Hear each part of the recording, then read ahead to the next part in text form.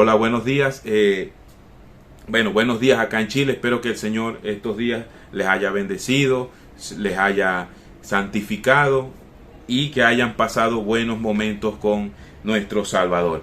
Este video es un poquito más práctico que todos los anteriores. La idea, obviamente, de todos los estudios bíblicos es que terminen siendo una práctica en nuestra vida.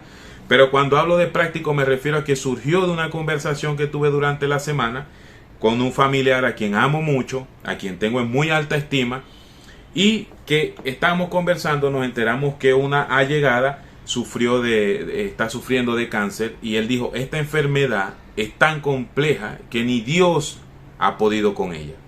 Obviamente esto para nosotros, para los creyentes, hago la salvedad, él no lo es, para los creyentes significa rasgar las vestiduras, esto es una blasfemia. Y lo es, venga de quien venga. Es blasfemar contra el Señor, decir que hay algo imposible para Él. Para Dios no hay nada imposible. Y lo que yo hago siempre que veo este tipo de situaciones, porque obviamente estas personas lo hacen porque no conocen los atributos del Señor, porque no conocen las maravillas que el Señor ha hecho durante la historia, no entienden el significado de la cruz, ni de los milagros que se hicieron durante toda la historia. Entonces lo hacen por desconocimiento, y lo que trato es de advertirles. Siempre le hago primero una advertencia: mucho cuidado, estás entrando en terreno que no conoces, cuidado, gente ha muerto por lo que tú acabas de hacer, no lo hagas más. En varias ocasiones me ha pasado esto, gente que blasfema del Señor, que blasfema de la palabra, y yo lo primero que hago es advertirles: no hagas eso, por tu bien, por amor te pido que no lo hagas. Lo primero que hago. Y lo segundo que siempre debemos hacer es ir a la Escritura. Nuestros argumentos, por muy buenos argumentos que tengamos, por muy buen discurso que tengamos, yo no tengo buen discurso, no tengo buenos argumentos, pero siempre, a pesar de que los tengamos un intelecto, tengamos una mente muy aguda, quizás como el apóstol Pablo, o quizás como grandes hombres de la historia, siempre es importante las Escrituras. Siempre es importante las Escrituras. Porque el apóstol Pablo dijo: no me avergüenzo del Evangelio, porque es poder de Dios para salvación. Entonces, nuestra meta, y siempre se lo digo, nuestra meta no es ganar un debate. Nuestra meta no es vencer el debate, ni tampoco sacar mejores argumentos. Nuestra meta es que los que no creen sean salvos, y no van a ser salvos por medio de argumentos. Un tema que está muy de moda hoy en día, el progresismo y todo lo que esto conlleva, ustedes me entienden perfectamente, y veo muchos creyentes haciendo apologética en contra de esto, y eso está bien, yo lo respeto, porque tenemos que tener claramente nuestras bases morales establecidas. Pero el objetivo final de la apologética, escúcheme bien, el objetivo final de tener buenos argumentos, el objetivo final de la ciencia y la historia bíblica es que la persona crea.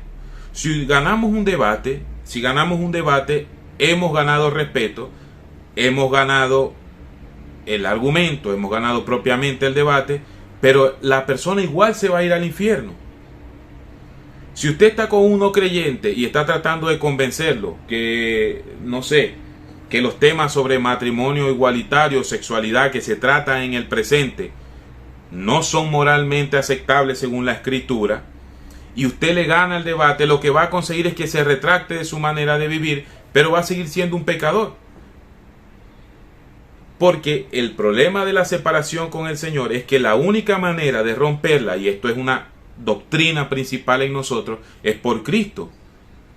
Porque no hay otro nombre bajo el cielo dado a los hombres en el cual podamos ser salvos. Juan 14:6, yo soy el camino, la verdad y la vida, y nadie viene al Padre si no es por mí. Si habláramos de una postulación de empleo, diría requisito excluyente. Si no es a través de Cristo, es decir, no vale filosofía, no vale ciencia, no vale apologética, es Cristo y su palabra. Y dicho esto, lo llevé a la palabra. Hablé con él, le dije, bueno, no estoy de acuerdo, discrepo en lo que piensa, porque el Señor nos demostró muchas veces. Lucas capítulo 1, del versículo del 1 al 10, había un centurión romano cuyo siervo estaba enfermo, que por cierto, esto he visto que lo usan en defensa de la comunidad LGTB, diciendo que este centurión con su esclavo, con su siervo, mantenían una relación amorosa. La Biblia no da evidencia de esto. Y si así fuera, solamente añaden un valor agregado al amor de Jesús. No hay nada contradictorio en esto, porque vemos que Jesús conversó con Nicodemo, con Zaqueo. Mateo era recaudador de impuestos, era uno de los puestos más despreciables que podía haber para un hebreo, y era parte de los discípulos de Jesús. El ladrón de la cruz, que fue un ladrón hasta su último momento cuando fue crucificado, fue rescatado por nuestro Señor. Entonces, no veo cuál sería la sorpresa si Jesús decidiera salvar a alguien, como lo ha hecho también con todos nosotros, despreciables pecadores que vivimos todo el tiempo en inmundicia, pero que Él nos salva para santificación de nosotros y para su gloria. Entonces no veo cuál sería el argumento contrario al amor de Jesús en este sentido. Pero el tema principal es que el esclavo, el siervo, digo esclavo porque es la traducción literal del griego, estaba enfermo. Este centurión romano manda a llamar a Jesús a su casa, y cuando Jesús viene en camino le dice: espera, Señor, no soy digno de que vengas a mi casa.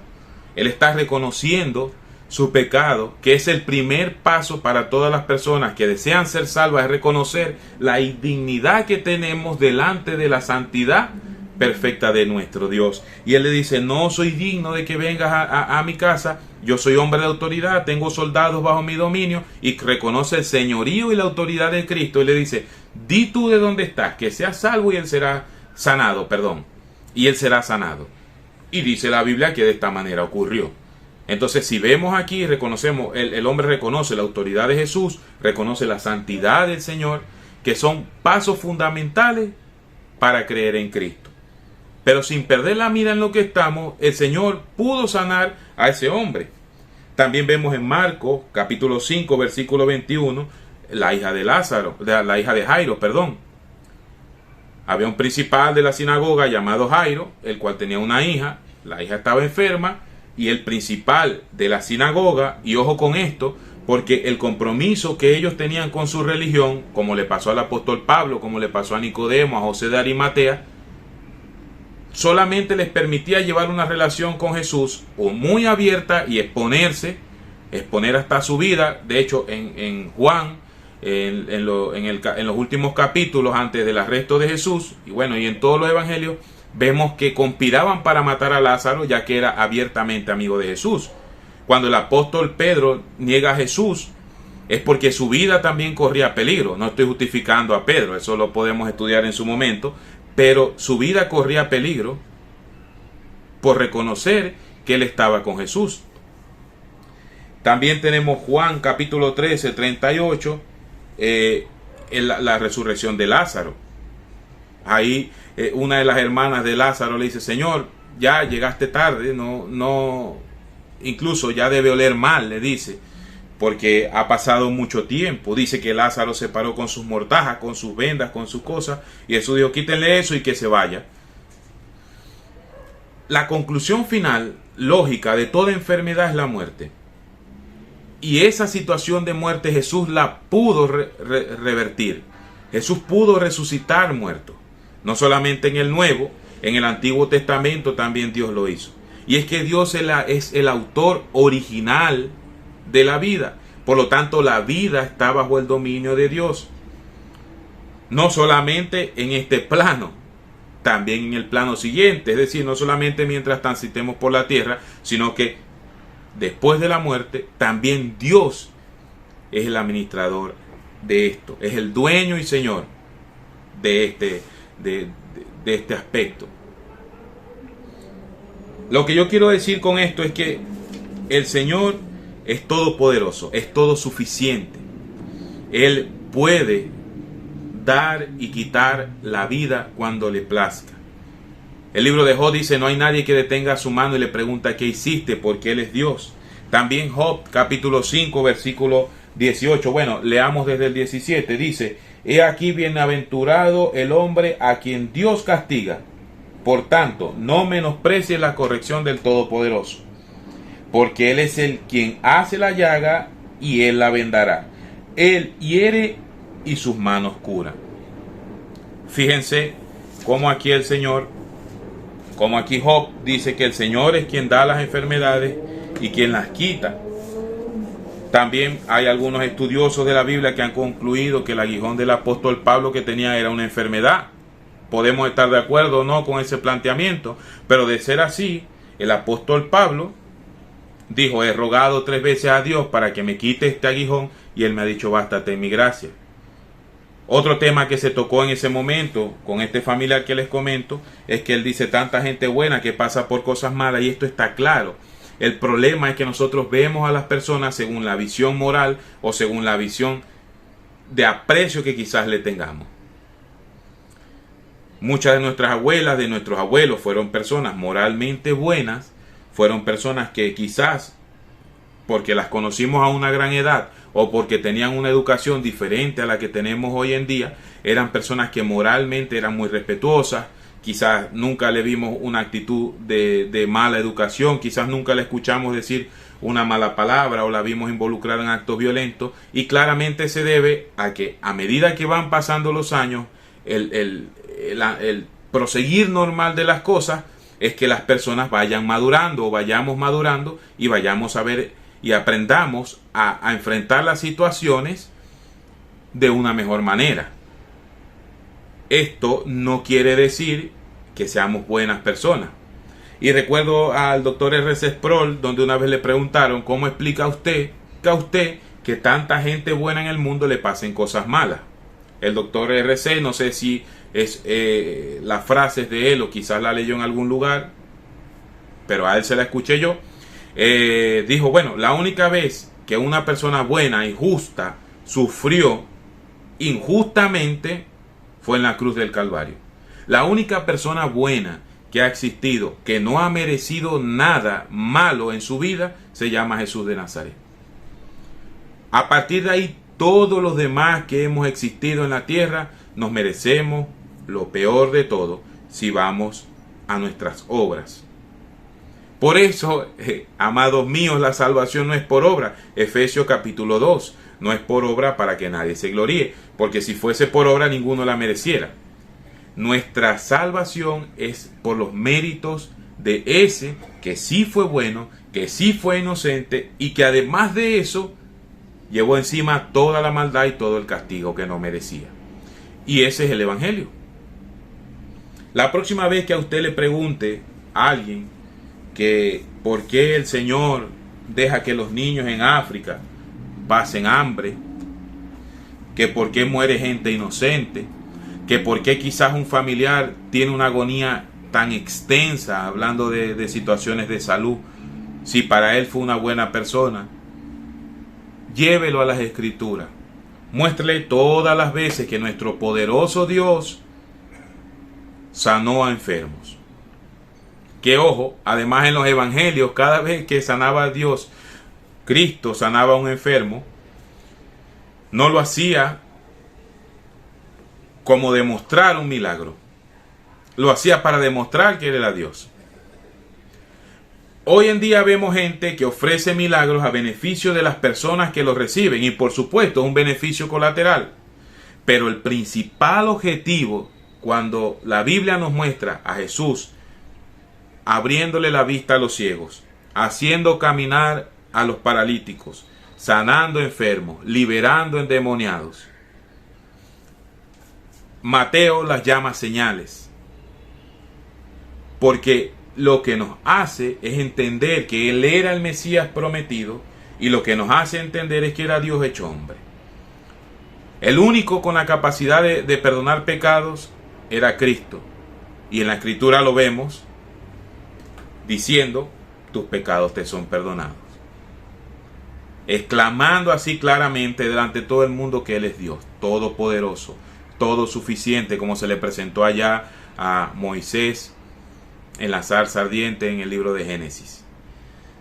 En conclusión, mi hermano, cuando alguien, si no es creyente, delante de usted se atreva a decir: o a negar alguno de los atributos de Dios, sea cual sea, llévelo a las Escrituras, con amor, con paciencia. La idea es que conozca a nuestro Dios, se enamore perdidamente de Él como lo hemos hecho nosotros. Y si es un creyente que no tiene clara quizás alguna doctrina principal para nosotros, también con mucho amor, llevarlo a la Escritura y explicarle.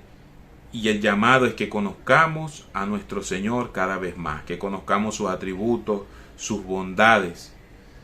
Él es todopoderoso, Él es omnisciente, Él es todo amor también, pero también su ira